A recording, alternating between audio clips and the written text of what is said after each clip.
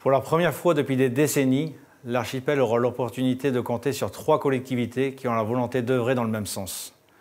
Les mairies à elles seules ne peuvent faire face à tous les enjeux du territoire. À Miquelon comme à Saint-Pierre, notre liste est composée de personnalités variées, de femmes et d'hommes compétents et motivés, conscients des défis à relever. La présence des 2 communes au sein de notre équipe renforce cette vision collective qui nous manque tant aujourd'hui pour la cohésion du territoire.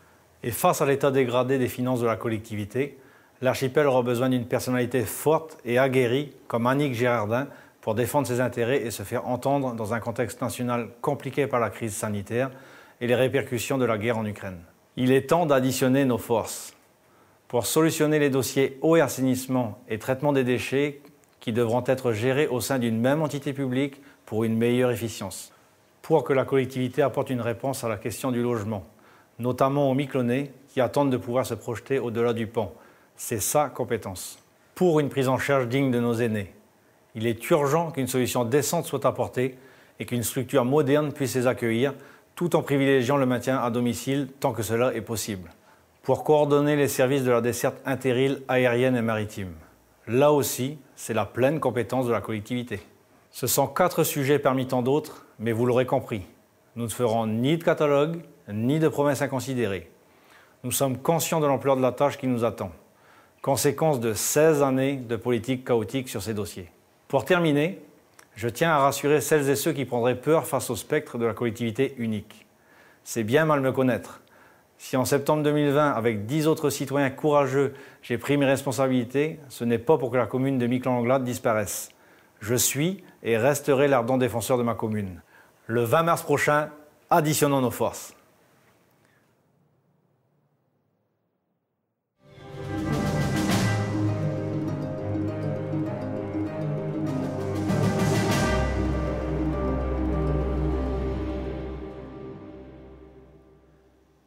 Les dimanches 20 et 27 mars, vous êtes invités à choisir celles et ceux qui, pendant les 5 prochaines années, prendront les rênes de la collectivité territoriale de Saint-Pierre et Miquelon. J'ai l'honneur d'être la tête de liste de l'équipe d'Ensemble pour construire pour ces élections et de vous offrir une alternative. Une alternative, tout d'abord, à un essoufflement politique, mais une alternative également à la concentration des pouvoirs qui est un frein pour notre démocratie.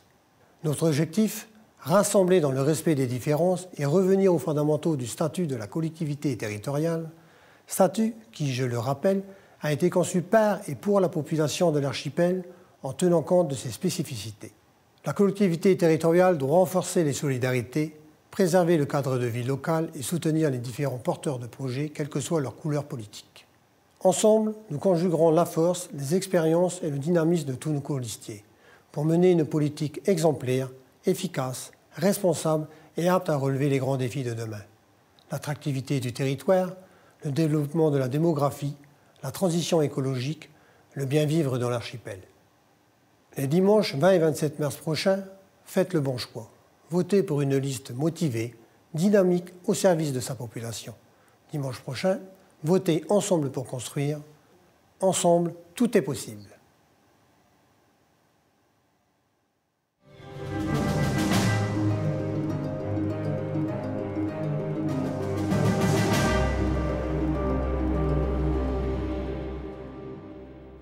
La solidarité est un pilier de notre programme. Mais concrètement, comment Archipel Demain envisage d'offrir un meilleur cadre de vie à nos aînés?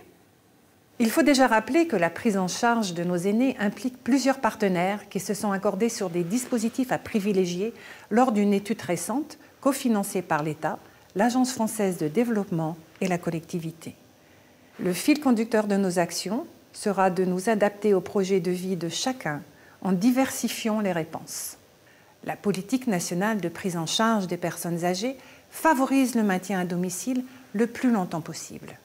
Nous poursuivrons notre engagement dans cette logique par des actions adaptées aux besoins spécifiques dans un cadre sécurisant et bienveillant. C'est ce qui nous conduit à privilégier 2 résidences autonomie à Saint-Pierre, à l'image de Pomme des Prés, et le développement des services de maintien à domicile sur Miquelon. Grâce à la conférence des financeurs, qui regroupe l'ensemble des acteurs institutionnels, Nous souhaitons développer des actions de prévention du bien vieillir pour renforcer les compétences des personnes âgées afin de prolonger leur autonomie et de soutenir leur santé et leur qualité de vie. Le maintien à domicile de nos aînés ne peut se faire sans des aidants familiaux, acteurs indispensables. Nous souhaitons mieux les accompagner et les soutenir dans ce rôle essentiel et permettre ainsi à la personne aidée de rester le plus possible autonome. Un projet de territoire enfance-jeunesse a été adopté par les mairies, la CPS, l'Éducation nationale, l'État et la collectivité. Comment cela va se traduire concrètement pour nos jeunes? Dans ce projet, il y a 4 grands axes privilégiés déclinés en 25 actions que je ne vais pas toutes citer. À titre d'exemple, Archipel Demain s'engage sur les actions suivantes. Le territoire doit proposer des espaces pour les jeunes dans l'archipel en fonction des différentes tranches d'âge, en accès libre, offrant des services d'écoute, d'information, de conseil, d'accompagnement et d'orientation. Nous avons récemment pris en compte la demande des parents de jeunes âgés de 9 à 11 ans qui souhaitent bénéficier d'un lieu de vie pour leurs enfants après l'école et durant les vacances. Même si la mairie de Saint-Pierre s'est désengagée en tant que chef de projet, la collectivité considère cette demande importante. Sur Miquelon, il faudra s'appuyer sur la maison des loisirs pour les 9-17 ans dans un bâtiment rénové, puisque des travaux importants auront lieu dans les 2 ans à venir. Nous envisageons d'offrir aux jeunes de 16-25 ans un dispositif personnalisé d'accompagnement qui s'échelonnerait du départ aux études à l'entrée dans la vie active. Nous initierons une gestion prévisionnelle des emplois et compétences pour donner des perspectives à nos jeunes et les inciter à revenir, y compris dans les filières en développement. Parce que nous croyons en l'engagement citoyen dès le plus jeune âge, le Conseil territorial des jeunes continuera d'œuvrer avec la jeunesse pour le plus grand bénéfice du territoire. Quelles sont les initiatives prévues pour les personnes en situation de handicap? Pour les personnes en situation de handicap, et quel que soit le type de handicap, nous souhaitons leur permettre de vivre en autonomie. Nous voulons leur proposer plus d'opportunités professionnelles enrichissantes afin qu'elles puissent participer pleinement à la vie locale et s'épanouir. Sur le plan du logement, tout d'abord, nous développerons des projets d'habitat collectif ou individuel adaptés au degré d'autonomie des personnes en situation de handicap. Depuis 1 an, après avoir échangé avec les familles concernées, l'ancien centre médico-psychologique à côté de l'ancien hôpital a bénéficié de travaux majeurs pour être transformé en une maison de colocation pouvant accueillir 3 personnes. L'objectif est de proposer ce logement à la location avec des services dédiés assurant un accompagnement. Aide ménagère, aide à la préparation de repas, accompagnateur de vie. D'un point de vue professionnel, il est important que les entreprises et les administrations de l'archipel soient mieux informées sur le handicap et sa prise en compte dans le monde du travail. Les personnes en situation de handicap doivent quant à elles pouvoir être mieux informées sur leurs droits et sur la manière dont leurs compétences professionnelles peuvent être valorisées. Nous développerons également des projets d'insertion par le travail en faveur des personnes en situation de handicap afin que cette volonté d'inclusion se matérialise. De nombreux dispositifs existent déjà pour lesquels la Maison territoriale de l'autonomie peut apporter une aide précieuse. Elle fait office de guichet unique, d'accueil et d'information pour les personnes âgées, les personnes en situation de handicap et leurs familles. Nous souhaitons mieux faire connaître tous les services que peut offrir la MTA. Ils sont nombreux et souvent méconnus de la part du public qui pourrait en bénéficier. Que souhaitez-vous faire pour la formation professionnelle? La formation professionnelle des salariés n'est plus une compétence de la collectivité territoriale. Le gouvernement a décidé de changer les règles. Nous devons nous y conformer. Cependant, la collectivité continue de financer de nombreuses formations pour offrir la possibilité à chacun d'engranger de nouvelles compétences et même d'effectuer une reconversion complète. Nous encouragerons les initiatives personnelles avec des formations qui seront à la fois gagnantes pour les individus et gagnantes pour le territoire, en répondant aux besoins de main-d'œuvre exprimés par le monde professionnel.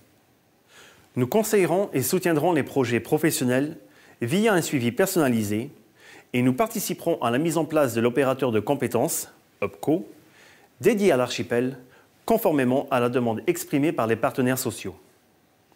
Enfin, Nous proposerons des projets de réinsertion par le travail et la formation aux personnes éloignées de l'emploi. Qu'est-il prévu pour les structures de la collectivité et le monde associatif? Les associations apportent beaucoup de dynamisme localement et sont les garantes du lien social sur l'archipel. Nous souhaitons que les associations puissent compter sur un soutien administratif avec la création d'un point info association pour les assister dans les démarches en lien avec l'État et les communes. Les productions artistiques locales permettent à la culture de l'archipel de vivre et de s'exporter à travers le monde. Pour les livres, la musique ou toute autre œuvre originale de Saint-Pierre-et-Miquelon, nous poursuivrons l'aide à hauteur de 25% du montant définitif du projet plafonné à 3 000 €. Enfin, de nombreuses associations utilisent les structures de la collectivité territoriale pour mener à bien leur activité. Archipel Demain a lancé un grand plan de rénovation de la patinoire qui touche à sa fin. Une manière de réhabiliter tout en maîtrisant les coûts par rapport à la construction d'une structure neuve. À Saint-Pierre, de grands travaux vont être menés à l'Arche et au centre culturel et sportif, notamment au niveau de la piscine ainsi qu'à la maison des loisirs à Miquelon. Toutes les structures bénéficieront de modernisation pour améliorer leur utilisation par les usagers. D'autres pistes de travail à retenir sur le plan de la solidarité? L'équipe d'Archipel Demain prévoit de consacrer une première tranche de 600 000 € dès cette année pour rénover le parc social de la collectivité territoriale qui compte plusieurs dizaines de logements. Ces travaux de grande envergure vont permettre d'améliorer la performance énergétique des logements. Dans un autre domaine, le service enfance-famille de la collectivité territoriale sera au cœur d'une nouvelle stratégie d'accompagnement des parents, en particulier des plus jeunes, afin de soutenir les actions sur la parentalité, en proposant un espace rencontre parents-enfants. Nous organiserons des activités qui permettront la mise en place d'actions visant à conforter, à travers le dialogue et l'échange, les compétences des parents et la mise en valeur de leurs capacités. En lien avec le soutien à la parentalité, nous serons également attentifs au renforcement de la conciliation vie familiale et vie professionnelle. Habitants de Saint-Pierre et de Miquelon-Langlade, les 20 et 27 mars prochains, mobilisez-vous pour donner à Archipel Demain une forte majorité, afin d'asseoir notre légitimité dans un contexte politique national incertain. Les 20 et 27 mars prochains, décidons ensemble de notre avenir.